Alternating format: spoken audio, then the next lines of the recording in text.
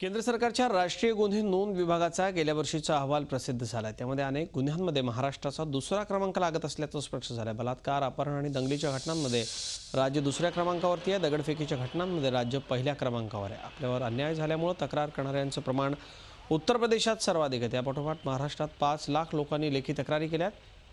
एक नजर टाकूयात यातल्या काही निवडक आकडेवारीवरती। बलात्काराची मध्य प्रदेशातली 4391 प्रकरण, महाराष्ट्रात 4144, मुंबईत 712, पुण्यात 266 हायएस्ट आकडा आहे।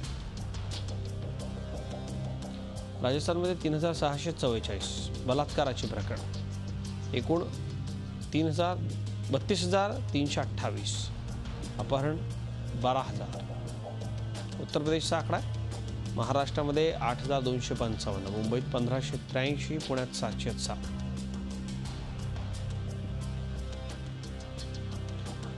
मध्य प्रदेशमध्ये 7128 अपहरणाचा आकडा, एकूण 74992। दंगली 13311, बिहार 8336, महाराष्ट्र, मुंबईत 396, पुण्यात 260। उत्तर प्रदेशमध्ये 6813, एकूण 65222।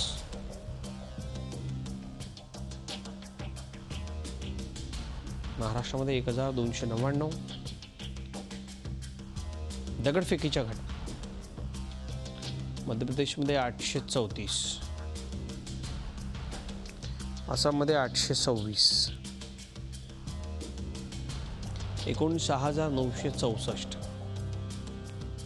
हुंडाबळीच्या घटना उत्तर प्रदेशमध्ये 2335, बिहारमध्ये 1154,